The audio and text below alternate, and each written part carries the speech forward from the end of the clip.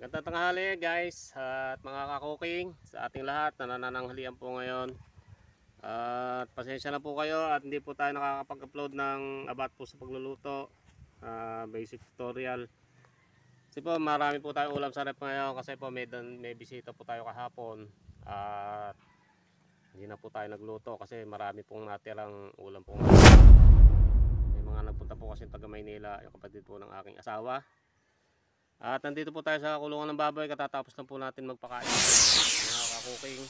At nais ko lang po sanang magpasalamat sa inyong lahat ng mga sumusuporta sa akin. At na tayo ay kakaunti pa lang ay nasasalamatan ko po ang walang sawang tigil na nanonood sa ating page. Kahit ganito lang po ang ating mga naiko-content. Buhay probinsya po tayo. Dito po tayo sa Aklan guys.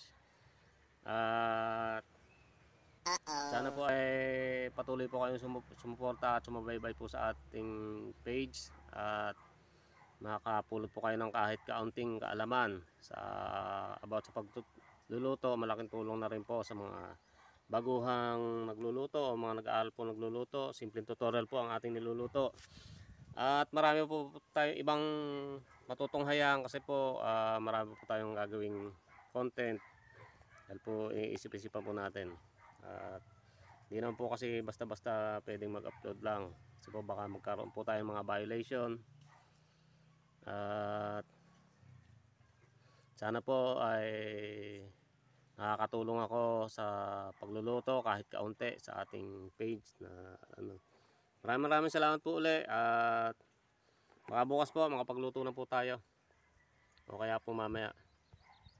Maraming salamat po mga kakuking at tuloy lang po tayo mag-subscribe sa ating page at makapulot po ng kahit kaunting kaalaman. Maraming salamat po guys and see you tomorrow. Okay, what's up guys? Ito po tayo, magluluto po tayo ng tortang itlog na may sardinas. Giyak lang po kayo ng bawang, napakasimple po ng ating lulutuin. Ayan, bubuhin po natin siya para pizza. Ayan. At yan guys, natota na po natin ang itlog na may sardinas. Ayan, bubuo po siya.